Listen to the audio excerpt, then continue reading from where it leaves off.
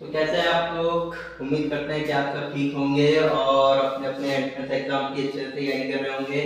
तो एक दोबारा जो कल की वीडियो हमने अपलोड की थी उसमें हमने एमपी एंट्रेंस जो हमारा कल होने वाला है उसके बारे में बात की थी और एक रीकैप वीडियो हमने बनाया था जिससे कि हो सके जितना हम आपकी हेल्प कर सकें हम आपकी उतनी हेल्प कर सकें। और आज भी उस रीकैप वीडियो को आगे जारी रखते हैं और मिनी मैराथन की तरह मतलब जितना हो सके हम डिटेलिंग में और थोड़ा शॉर्ट और डिटेलिंग के जरिए हम आप तक सारी बातें पहुंचा सकें। तो आज भी हम उसी सीरीज को आगे रखेंगे। तो आज की वीडियो शुरू करने से पहले मैं आप सबका स्वागत करता हूं मेरे और आपके अपने YouTube चैनल लेट पर। और मैं फिर से वही कहना चाहूँगा इस वीडियो के अंत तक बने रहिएगा। वीडियो अच्छी लगे तो उसे लाइक करें, शेयर करें और चैनल को सब्सक्राइब करना ना भूलें। कल की वीडियो भी आपने बहुत अच्छे तरीके से, जैसे कि मैंने पहले भी कहा हूँ मैं वीडियो में कि मेरा चैनल को इतना पॉपुलर नहीं हुआ, लेकिन उस चीज़ को देखते हुए मेरे वीडियो को आपने बहुत ज़्यादा प्यार दिया है। अभी एक 24 घंटे मुकम्मल नहीं हुए हैं, लेकिन उम्मीद ये करते हैं कि आप इसी तरह अपना प्यार आगे भी बरकरार रखेंगे। तो चलिए आज के रिकैप पे, आज के एक मेन टॉपिक पे बात करने के लिए हम आपके सामने आज हम जिक्र करने जा रहे हैं डाटा इंटरप्रिटेशन।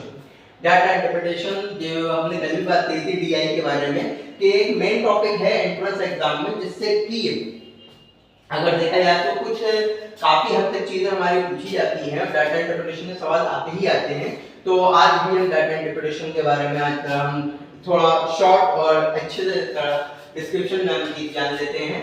तो सबसे पहले डाटा इंटरप्रिटेशन में बात करने जा रहे हैं पाई चार्ट की। पाई चार्ट एक्चुअल में होता क्या है? पाई चार्ट जो हमारा वर्क करता है वो एक्चुअल में पूरा 360 डिग्री का वर्क करता है। जैसे कंप्लीट एंगल हमारा 360 डिग्री का होता है, उसी तरह पाई चार्ट हमारा 360 डिग्री के लिए पूरा का पूरा वर्क करता है। अब पाई चार्ट में एक्चुअल में होता क्या है इस चीज को भी हम जान लेते हैं। फॉर एग्जांपल मान लीजिए कि हमारे 6 सेक्शन हमारे पास मौजूद हैं। हमारे 6 सेक्शन, जिसमें हमारा ये सेक्शन है 90 डिग्री, सेक्शन बी ये हमारा 90 डिग्री,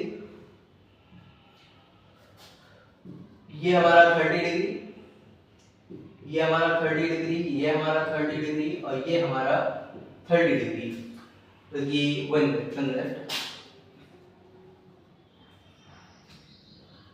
ये हमारा 30 डिग्री, ये हमारा 30 डिग्री,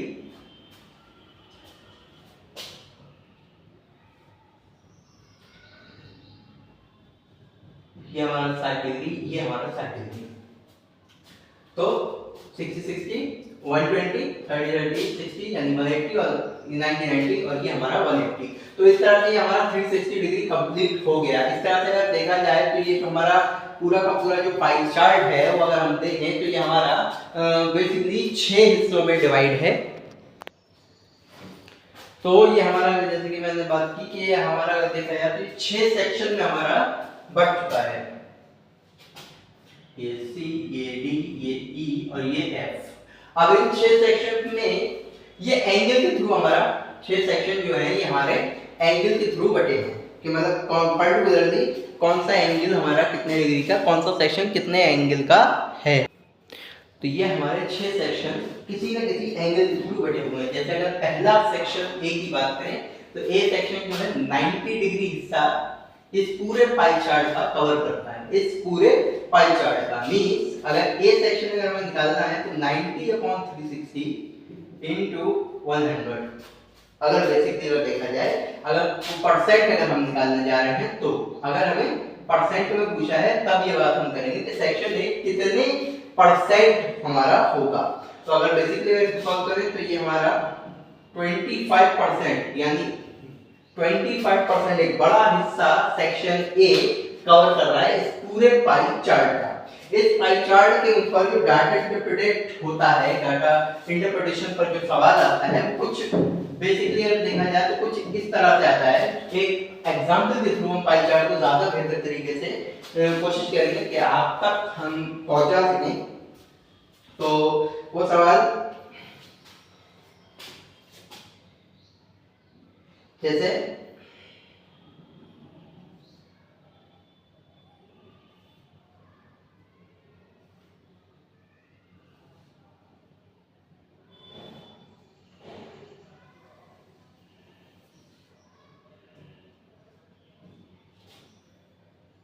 ये हमारा हिस्सा इंजीनियर्स का, ये हमारा हिस्सा डॉक्टर्स का, ये लॉयर्स, ये हमारे जो वर्क कर रहे हैं वो मैनेजर्स का, और ये सोशल वर्कर का हमारा एक हिस्सा पाई चार्ट के थ्रू डिस्कवर किया गया है, जो हमारा 12% है, और इंजीनियर्स 23%, और एक हिस्सा और हमारा टीचर्स का जो हमारा 17% है, और ये हमारा हिस्सा डॉक्टर्स का 16%। तो अब सबसे पहले तो ये देखा जाए तो ये 100% है हमारा या नहीं। 23 और 17 40 फिर 12 52, और ये हमारा हो जाता है 52 और 19 यानी 71, और 13 84, और यानी हमारा कंप्लीटली 100% ये हमारा है। अब इस पर बेस सवाल, हमारे पाई चार्ट पर बेस सवाल किस तरह से हमारा पूछा जा सकता है देखें। तो पिछले वाले जो पाई चार्ट हमने आपको डिस्कवर किया वो हमारा एंगल के थ्रू था। क्या हमने किसी एंगल के लिए हमने आपको बताया कि एंगल के थ्रू। अब जैसे अगर इस पर बेस अगर सवाल आता है तो वो आपसे कुछ इस तरीके से पूछ सकता है। जैसे सवाल ये है कि मान लीजिए कि जो टोटल पॉपुलेशन है किसी सिटी की, टोटल पॉपुलेशन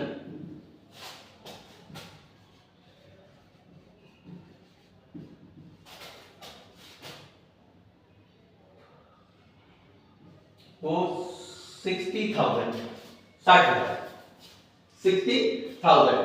अब आपसे इसमें से ये कुछ भी पूछ सकता है कि जैसे मान लीजिए आप सवाल हो सकता है कि the total number of lawyers in the city, the total number of lawyers in the city. तो अगर लॉयर्स की अगर बात करें तो लॉयर्स अगर हमारा देखा जाए तो हमारा 13% है लॉयर्स, ठीक है। 13% किसके? 60,000 के। तो लॉयर्स जब आपको नंबर ऑफ लॉयर्स जब हमें निकालने हैं तो बेसिक जो है number of lawyers is equal to 13% of total population, और टोटल पॉपुलेशन हमारा क्या है 60,000। तो 13/100 इनटू 60,000, 2 जीरो से 2 जीरो आपके कैंसिल, तो 13 इनटू 600, 13 6 78, यानी टोटल नंबर ऑफ लॉयर्स जो होंगे इस सिटी में वो 7,800 होंगे। इसी तरीके से आपसे डाटा इंटरप्रेट करने के लिए अगर ऐसे मान लीजिए सोशल वर्कर का पूछे आपसे total number of social worker कितने होंगे, तो total number of social worker के लिए तो total number of social worker हमारा कितना है 12%। तो 12% ऑफ 60,000, तो 12/100, 12 6 72, यानी 7,200 ये हमारे total number of social worker होंगे। तो इसी तरीके से आपसे ये भी पूछ सकता है कि कितने सोशल वर्कर्स, या कंबाइन भी आपसे पूछा जा सकता है। अगर एंगल के थ्रू दिया होगा तो आप एंगल के थ्रू आपसे परसेंट में ही पूछा जा सकता है कि कितने नंबर ऑफ हमारे क्या कहते हैं इंजीनियर्स होंगे अगर ये एंगल के थ्रू दे दिया हो। तो इस तरह से हमारा डाटा इंटरप्रिटेशन का सवाल आप पे पाई चार्ट पर बेस्ड हमारे कुछ इस तरीके से आपको देखने को मिल सकते हैं। इसमें तो ये पाई चार्ट यानी जो मैंने पहले बताया कि कंप्लीट जो बात चलेगी, तो कंप्लीट ये हमारा 360 डिग्री के लिए पाई चार्ट हमारा वर्क करता है। अब अगर इसी का जस्ट अपोजिट कहानी हो जाए, एंगल दे दिया जाए, तो एंगल के थ्रू हम काम करेंगे।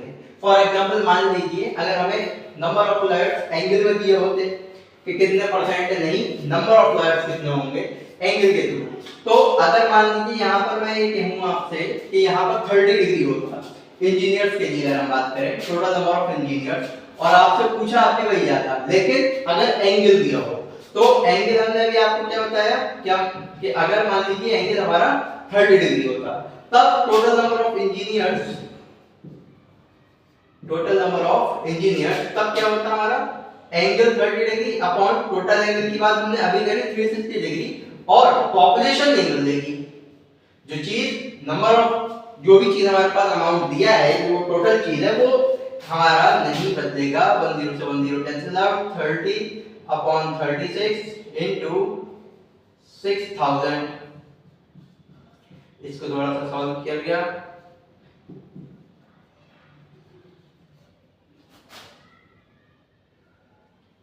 यानी 5000 अगर एंगल में दिया होता तब, अदरवाइज तो नहीं। एंगल में दिया होता तब की बात अलग है, लेकिन अगर एंगल में अगर हमारे पास नहीं दिया है तब हम क्या कहते हैं उसको नॉर्मल तरीके से हम उसको सॉल्व कर सकते हैं। बट अगर एंगल में दिया है तो आप उसको इसी तरीके से सॉल्व कर लेंगे नॉर्मल तरीके से, कि जो एंगल जिस भी चीज का आपसे पूछा गया है जिस पोर्शन का, वो एंगल आप ऊपर रखिए, यानी न्यूमरेटर वो रहेगा, अपॉन में टोटल एंगल जो हमारा होगा वो रहेगा, और इनटू में जो टोटल चीज हमारे पास जो मौजूद होगी उसका हम इस्तेमाल करेंगे। तो ये रहा हमारा डाटा इंटरप्रिटेशन में पाई चार्ट की एक एग्जांपल, जिससे कि हमने कोशिश ये की, हमने डाटा इंटरप्रेट करने के लिए कि किस तरह से हमारे पास वो सवाल आ सकता है। तो उम्मीद करते हैं कि आपको पाई चार्ट पर बेस्ड सवाल को आसानी से क्लियर हो गया होगा। तो अब इसी तरीके से हम डाटा इंटरप्रिटेशन के अब अगले हिस्से पर चलते हैं। ये तो रही बात पाई चार्ट की, उम्मीद करते हैं कि पाई चार्ट आपको क्लियर हो ही गया होगा। अब पाई चार्ट से हटकर बढ़कर अब हम आगे चल जाते हैं हमारा बार ग्राफ पर। तो बार ग्राफ से आप पहले से भी आप बार ग्राफ को अच्छे से जानते हैं, आप you know that very well कि बार ग्राफ हमारा क्या होता है। तो बार ग्राफ पर बेस्ड सवाल किस तरीके से आ सकता है, आइए उस पर भी एक नजर डाल लेते हैं। तो जैसे अगर बार ग्राफ पर हम बात करें तो बार ग्राफ हमारा जो बेसिकली आप ये जानते हैं, जिसमें हम एक बार के तरीके से क्लियर कर देते हैं।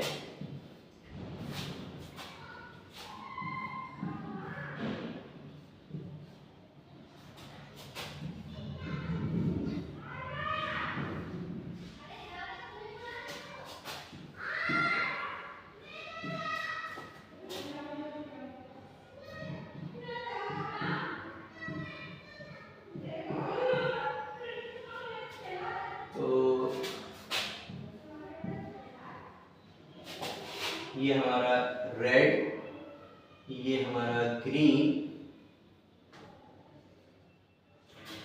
ये हमारा ब्लू पोर्शन, ये येलो, और ये हमारा ऑरेंज। तो ये जैसे कि एक हमारे पास मान लीजिए कि बार ग्राफ हमें दिया गया है। अब इस बार ग्राफ से हमारा जो क्वेश्चन पेपर हो सकते हैं वो जैसे मान लीजिए जैसे क्वेश्चन हमारा ये भी हो सकता है कि how many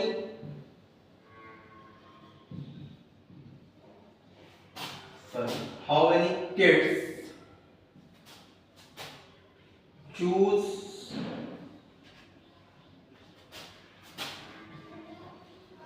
green colour as their favorite color,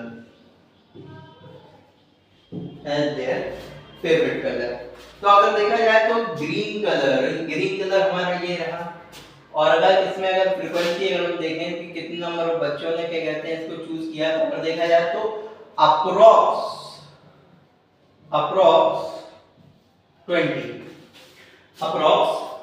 exact 20 भी हम नहीं कह सकते, क्योंकि एग्जैक्ट 20 हम जब कहते हैं जब बार ग्राफ हमारा एग्जैक्ट जो बार है एग्जैक्ट हमारा 20 को टच कर रहा होगा, तब हम उसको कहते हैं कि एग्जैक्टली 20 बच्चे ऐसे होंगे जिन्होंने ग्रीन कलर को फेवरेट कलर के तौर पे माना है। बट यहाँ पर हम अप्रोक्स में कहेंगे, लेकिन अगर अब ये भी तो हो सकता है कि ऑप्शन में अगर अप्रोक्स ना दिया हो तब what.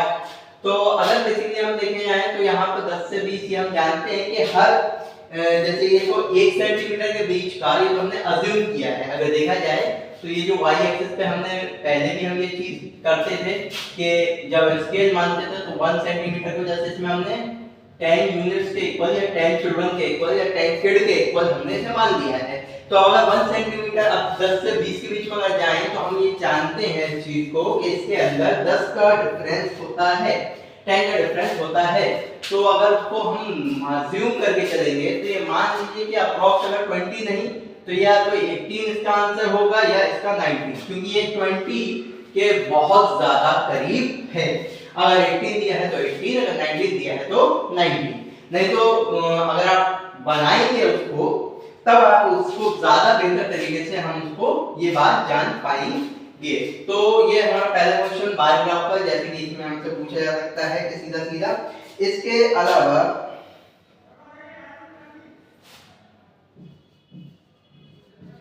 which color is the most preferred and which color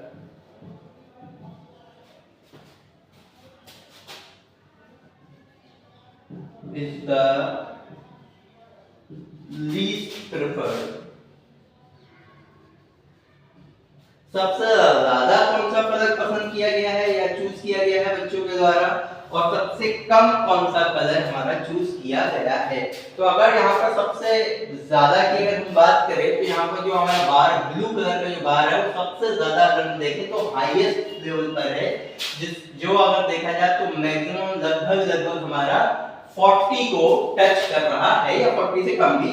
तो सबसे ज्यादा जो कलर चूज किया गया मोस्ट प्रेफर्ड कलर,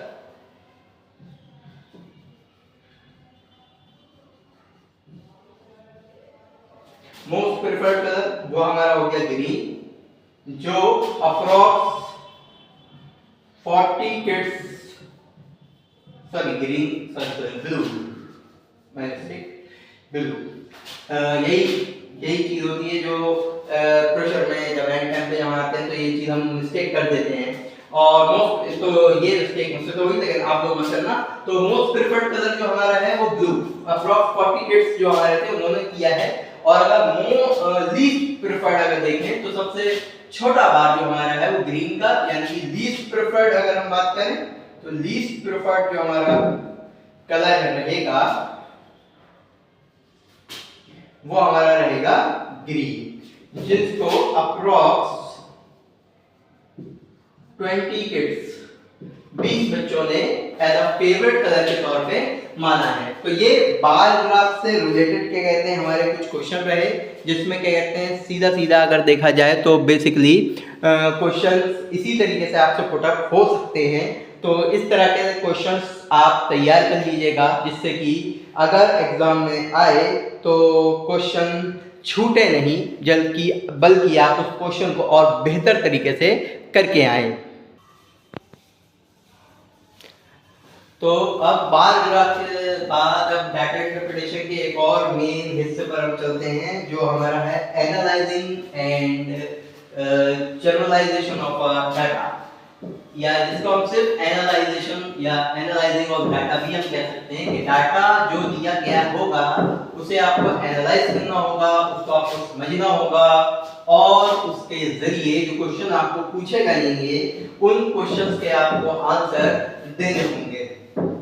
मींस ना तो इसमें पाई चार्ट का इस्तेमाल होगा, ना इसमें हमारा बार ग्राफ है बार चार्ट का इस्तेमाल होगा। इसमें सीधा सीधा एक डाटा हमें दिया गया होगा और उस डाटा को इंटरप्रेट करके, उस डाटा को समझ के हमें उसके आंसर देने होंगे। कैसे, आइए समझते हैं इस चीज को भी। तो एनालाइजिंग ऑफ डाटा,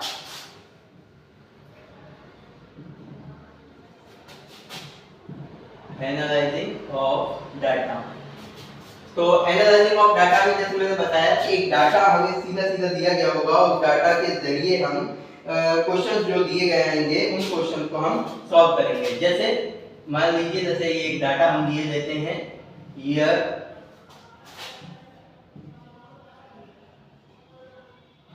सनियान, नीम और टीक। तो 2013, 2014, 2015, 2016 और 2017 इसमें हमने 30,000 35,000, 35,000, 40,000 और 45,000। इसी तरह इसका डाटा आपको 25,000, 30,000, 45,000,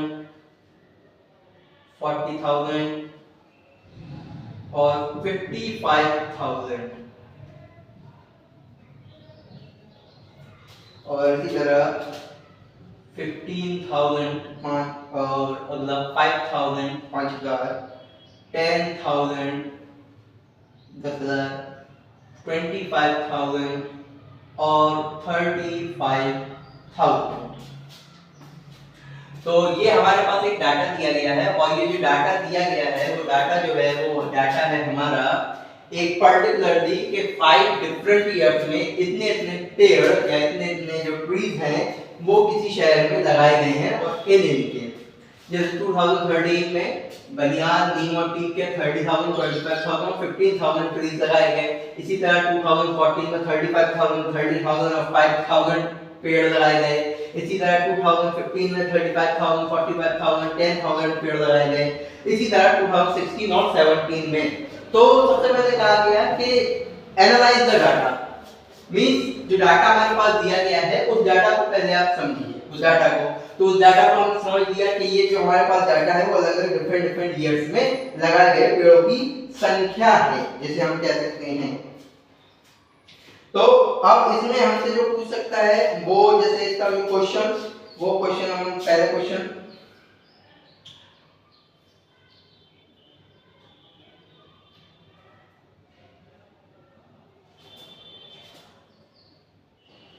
कि find the ratio between the number of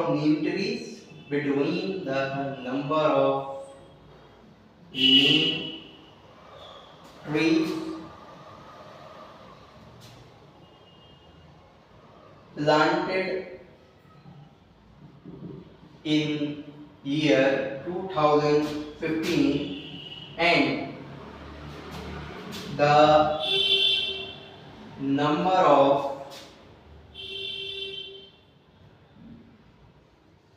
banyan trees planted in year 2014।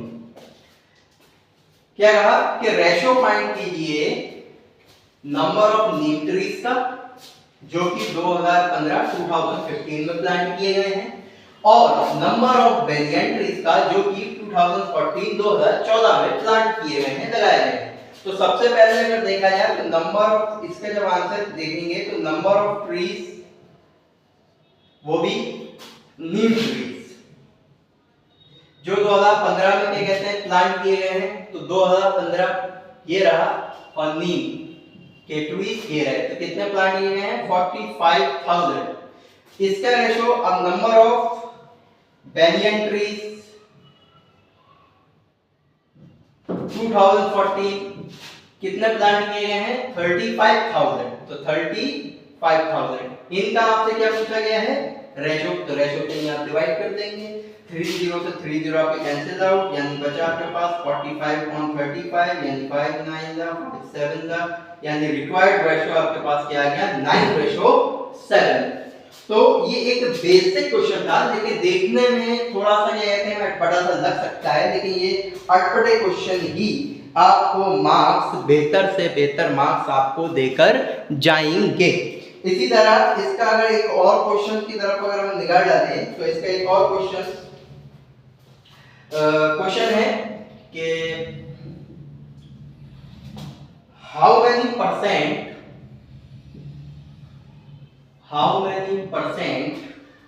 more teak trees planted by government in 2017 as compared to 2016। कहता है कि कितने परसेंट कंपेयर देन 2016 के 2017 में गवर्नमेंट ने कितने परसेंट प्लांट टीक के जो प्लांट हैं वो ज्यादा लगाए हैं। तो अगर 2016 की अगर हम बात करें 2016 तो 2016 में जो टीक के प्लांट गवर्नमेंट द्वारा प्लांट किए गए थे वो हमारे कितने थे 25,000 और 2017 में जो टीक के प्लांट किए गए हैं वो कितने हमारे 2017 में 35,000। अब हमसे क्या पूछा है कि परसेंटेज मोर कि कितने ज्यादा लगाए गए लेकिन परसेंटेज में यानी कितना परसेंट चेंज हुआ 2016 से 17 में हमसे ये बात पूछी गई है। यानी परसेंटेज चेंज का फार्मूला यहाँ पर हम इस्तेमाल करेंगे। तो परसेंटेज चेंज जो हमारा फार्मूला था वो था change in value upon original value into 100%। तो चेंज इन वैल्यू अगर देखा जाए 2016 में हमारे पास थे 25,000, 2017 में हमारे पास हो जाते हैं 35,000, यानी चेंज इन वैल्यू हमारा जो आया 10,000 का 10,000 का। ओरिजिनल वैल्यू हमारे पास 25,000 गुणा 100, 30 से 30 हम कैंसिल कर सकते हैं। 25 for the 100 बचा हमारे पास 10 into 4 यानी 40% का चेंज यहाँ पर आया। तो 25,000 का अगर वैसे भी अगर हम निकालेंगे तो 10,000 क्योंकि 10,000 बड़े तो वैसे भी ये 40% ही बैठेगा। तो अगर इस डाटा इंटरप्रेट को अगर आप ओरली भी अगर सॉल्व करना चाहें तो हम इसे ओरल भी सॉल्व कर सकते हैं। तो एक अच्छा क्वेश्चन है, एक आने वाला क्वेश्चन है। कह सकते हैं कि ये आसान है बट कभी-कभी जो चीजें हमें कहते हैं बेसिकली जो दिखती हैं एग्जाम के पॉइंट ऑफ व्यू से हमें जब एग्जाम में हम जब करने बैठते हैं तो वही चीजें हमें थोड़ी सी ज्यादा दिक्कत दे जाती हैं। तो ये एनालाइजिंग ऑफ डाटा पे तो इसमें क्या करना था हमें कि जो पहले हमारे पास जो डाटा दिया गया है उस डाटा को आप समझेंगे, उस डाटा को हम अच्छे से क्लियर करेंगे। जो चीज़ हमारे पास दी गई होगी उसको समझने के बाद फिर उस पर अटेम्प्ट क्वेश्चन हम करेंगे। तो इन चीज़ों को हमें ध्यान से समझना है कि एनालाइजिंग ऑफ डाटा में पहले एनालाइज करना है और उसके बाद उसके आंसर देने हैं।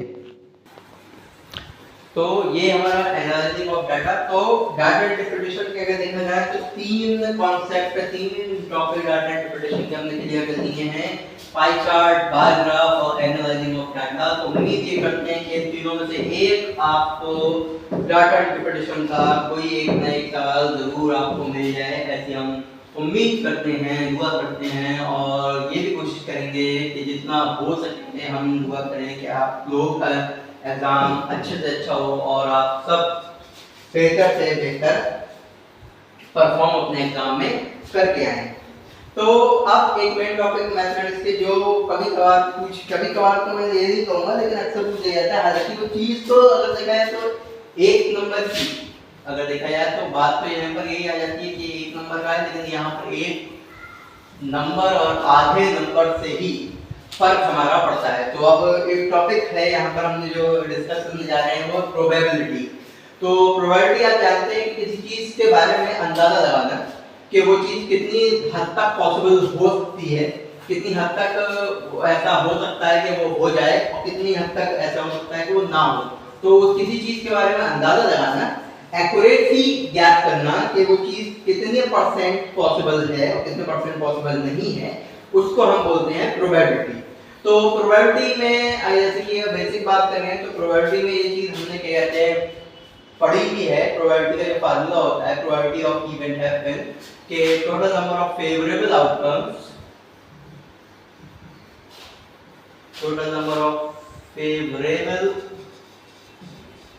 Outcomes upon total number of outcomes. Total number of outcome means जिस चीज को हम कर रहे हैं उस चीज को बारे में जो भी हमने इवेंट हम कर रहे हैं, जो भी हम ट्रायल ले रहे हैं, तो उससे जो हमारे पॉसिबल आउटकम्स बन सकते हैं मैक्सिमम पॉसिबल आउटकम। जैसे फॉर एग्जांपल अगर किसी लूडो के डाइस को अगर हम फेंकें, तो जो लूडो के डाइस की अगर हम बात करें, तो लूडो के डाइस पर अगर पॉसिबल आउटकम, अगर टोटल नंबर ऑफ आउटकम्स की बात करें तो हमारे पास 6 रिजल्ट ऐसे हैं जो हमारे पास आ सकते हैं, जो हमें मिल सकते हैं।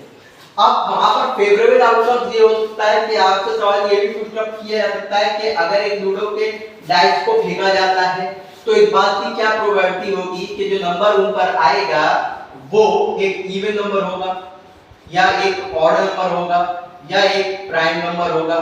तो अब ये जो चीज हमसे पूछी गई ये हमारी हो गई फेवरेबल आउटकम, ये हमें चाहिए, इसके ही अकॉर्डिंग हम काम करेंगे।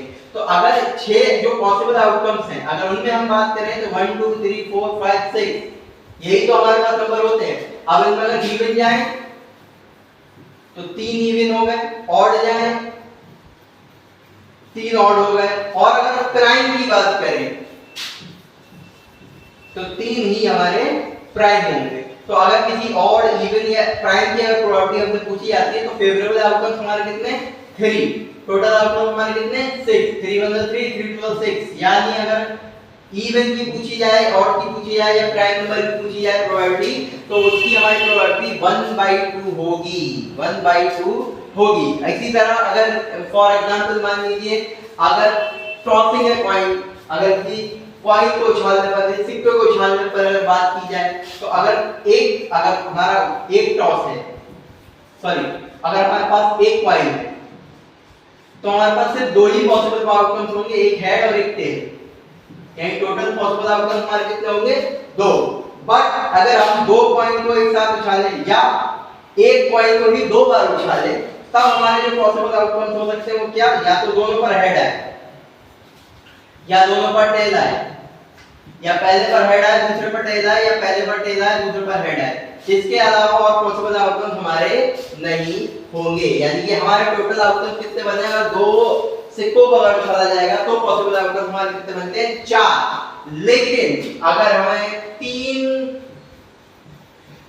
कॉइन 3 सिक्के अगर होंगे तो कितने आउटकम बनेंगे, तो आउटकम हमारे बनते हैं 8 बनते हैं। कैसे बनेंगे, इसी तरीके से बनेंगे, या तो तीनों पर एच आए, तीनों पर टेल आए, या पहले और दूसरे पर एच आए तीसरे पर टेल आए, या पहले और तीसरे पर एच आए दूसरे पर टेल आए। इसी तरीके से आप काउंट करने की कोशिश कीजिएगा। उम्मीद करते हैं कि आप इसका आंसर जरूर देंगे, और नहीं मिलता है तो मैं डीएम कीजिएगा, मैं आपको इसका सोल्यूशन जरूर दूंगा। खैर आगे चलते हैं। तो ये हमारा प्रोबेबिलिटी का एक बेसिक है। अब अगर प्रोबेबिलिटी हो रही है, फॉर एग्जांपल कोई घटना या कोई इवेंट हो रहा है, और दूसरी चीज आती है कि कोई इवेंट नहीं हो रहा है, means PE probability of event happen, घटना घटित होने की प्रायिकता है प्रोबेबिलिटी, और पीई बार मींस प्रोबेबिलिटी नहीं हो रही, सॉरी इवेंट नहीं हो रहा, घटना नहीं घटित हो रही, उसका सम 1 के इक्वल होगा। P plus P bar is equal to 1। कोई घटना घटित होने की प्रायिकता प्रोबेबिलिटी और किसी घटना के घटित ना होने की प्रोबेबिलिटी 1 के बराबर होती है।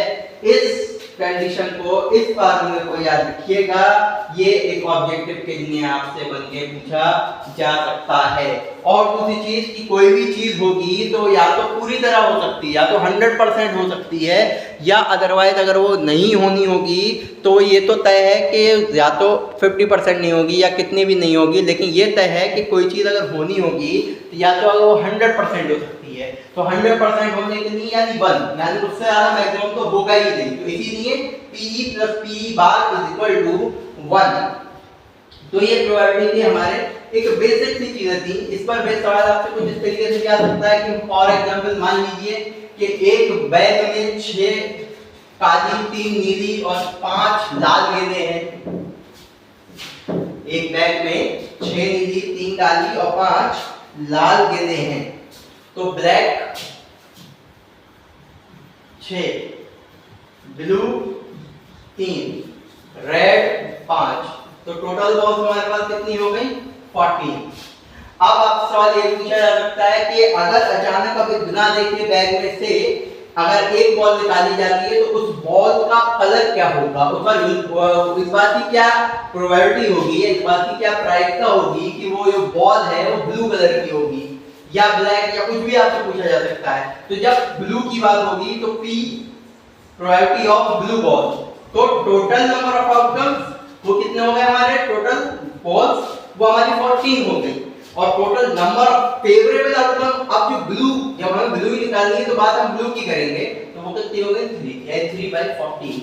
अब अगर आंसर आपको पॉइंट में दिया हो, मींस दशमलव में दिया हो, तब आप उसको दशमलव में जोड़ सकते हैं, और अगर दशमलव में आपके पास नहीं दिया है तब आप उसको यहीं पर छोड़ सकते हैं।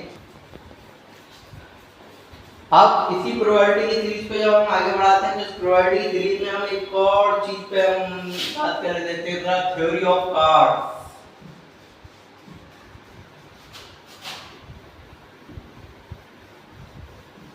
कार्ड्स मींस यहाँ पर हम बात कर रहे हैं ताश के पत्तों की। ताश के पत्ते, अगर जिनके पास 10th में मैथ रही थी वो जानते हैं कि प्रोबेबिलिटी का ये एक कॉन्सेप्ट बहुत ज्यादा इम्पोर्टेंट है। ताश के पत्ते ये चीज अगर नहीं है किसी को, जिसको याद है बहुत अच्छी बात है, जिसको याद नहीं है वो एक बार ध्यान से इस चीज को देख ले। तो ताश के जो पत्ते होते हैं इसमें हमारे 4 सेट होते हैं, स्पेड, क्लब, डायमंड और हार्ट। स्पेड, क्लब, डायमंड और हार्ट। तो जो टोटल पत्ते, जो हमारे टोटल कार्ड्स होते हैं हमारे, टोटल वो हमारे होते हैं 52। टोटल कार्ड्स 52, 13 स्पेड के, 13 क्लब के, 13 डायमंड के और 13 हमारे होते हैं हार्ट के। आप इन सब में एक किंग, एक क्वीन, एक जैक और एक एस, जिसे हम इक्का भी बोलते हैं नॉर्मल हमारी आम भाषा में, और सेम इन तीनों में भी ये एक एक हमारे मौजूद रहते हैं। तो ये तो हमारे हो गए 4। अब बाकी जो हमारे कार्ड्स बचे 9, वो 2 से लेके 10, यानी उनके पीछे वही सिंबल, वही नंबर लिखा होता है, और वही सिंबल, जो सिंबल हमारा है, जैसे फॉर एग्जांपल हार्ट का सिंबल है, तो वही हार्ट का सिंबल हमारा बना होता है। तो ये टोटल ये हमारे रहेंगे। तो अगर टोटल किंग की बात करें तो टोटल किंग जो हमारे टोटल हो गए वो कितने हो गए 4। इसी तरह टोटल क्वीन वो भी हमारी 4, टोटल जैक वो भी हमारे 4, और टोटल एस यानी टोटल इक्के वो भी हमारे कितने हो जाएंगे 4। तो ये हमारे हो गए 4 का सेट, लेकिन हर एक एक सब में होगा, इसमें total king 4, total queen 4, total jack 4 और टोटल एस भी हमारे 4 हो जाएंगे। अब इसमें 26 कार्ड्स टोटल हमारे 52 होते हैं। 26 कार्ड ब्लैक कलर के होते हैं और 26 कार्ड हमारे रेड कलर के होते हैं। इस चीज को आपको याद रखना होगा, क्योंकि सवाल अगर आपसे ये भी पूछ सकता है कि ब्लैक कलर का अगर पत्ता निकाला जाए या ताश के 52 पत्तों में से एक पत्ता खींचा जाता है, तो इस बात की क्या प्रोबेबिलिटी होगी या इस बात की क्या प्रायिकता होगी कि जो खींचा गया पत्ता है वो एक इक्का होगा या एक एस होगा। तो इस चीज को आप ध्यान से समझ लीजिएगा, इस चीज को आप इसको बहुत ही ध्यान से समझ लीजिए, ताकि अगर इस पर कोई सवाल आए तो वो छूटे नहीं। तो टोटल कार्ड्स हमारे 52 कार्ड्स में हमारे 26 ब्लैक कार्ड, 26 रेड कार्ड। अब 26 रेड कार्ड और 26 ब्लैक कार्ड्स के बाद हमारे हर 4 सेट 13 के, स्पेड, क्लब, डायमंड और हमारा हार्ट। इसके अलावा हमारे पास हर सेट में एक किंग होगा, एक क्वीन होगी, एक हमारा जैक होगा, एक हमारा एस होगा, और इसी तरह यानी total king 4, total queen 4, total jack 4, total ace. अब बात करते हैं फेस कार्ड की। फेस कार्ड यानी जिनके पीछे चेहरा बना होता है। फेस कार्ड हमारे कौन कौन से होंगे? किंग हमारा फेस कार्ड होगा, क्वीन हमारा फेस कार्ड है, जैक हमारा फेस कार्ड है, ये हमारा फेस कार्ड है, इनके पीछे जैसे किंग है तो किंग कार्ड के नीचे किंग का चेहरा बना होगा, क्वीन है तो क्वीन का चेहरा बना होगा, जैक है तो जैक का चेहरा बना होगा। तो ये हमारे किंग, क्वीन और जैक ये हमारे फेस कार्ड है, यानी हर सेट में 3 फेस कार्ड, यानी टोटल फेस कार्ड हमारे 12 फेस कार्ड होंगे। टोटल फेस कार्ड मींस जिस पे चेहरा बना होगा वो टोटल फेस कार्ड हमारे 12 फेस कार्ड होंगे। आई रिपीट के टोटल फेस कार्ड हमारे 12 फेस कार्ड होंगे। अब अगर इसी पर बेस्ड हम अगर किसी एक सवाल को जैसे पुट अप करें तो सवाल को देखिए, हम इसी पर बेस्ड सवाल को अगर पुट अप करें तो मान लीजिए जैसे कि व्हाट इज द प्रोबेबिलिटी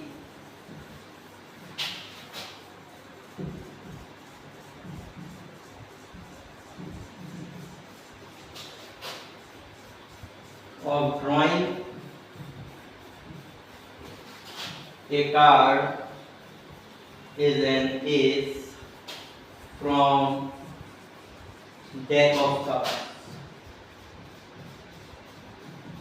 कि अगर किसी एक डेक ऑफ कार्ड्स में से किसी जो हमारे ताश के जो गड्डी है और उसमें से कोई कार्ड हम निकालते हैं तो उस कार्ड की जो प्रोबेबिलिटी है वो क्या होगी कि वो एस हो, वो एक इक्का हो। अब तो इस चीज को अब जैसे ही ये जहन में आई बात तो अब पहली चीज तो ये आ गई कि जो प्रोबेबिलिटी का जो बेसिक फार्मूला था टोटल जो आउटकम्स है हमारे पास, जो टोटल पॉसिबल रिजल्ट है, तो टोटल कार्ड्स हमारे कितने 52। अब बात करते हैं जो हमें चाहिए, हमें क्या चाहिए एस कार्ड, इक्का चाहिए। तो कितने एस होते हैं हमारे 4, तो 4/52। इसको आप सॉल्व करेंगे तो आपका आंसर आ जाएगा 1/13।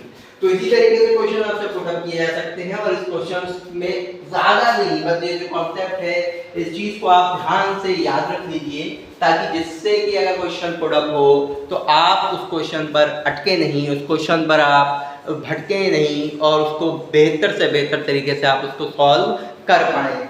तो उम्मीद ये करते हैं कि डाटा इंटरप्रिटेशन और प्रोबेबिलिटी आज के जो टॉपिक थे वो आपको समझ में आए होंगे और आप जिन जिन बच्चों का एग्जाम है उनके लिए all the very best for your exam. आप ये 2 वीडियो पिछली वाली अगर नहीं देखी तो उसको भी कैप कीजिए, उसको भी देखिए और आज की वीडियो जो अपलोड हो रही है आप इसको भी देखिए और उम्मीद करते हैं कि आप बेहतर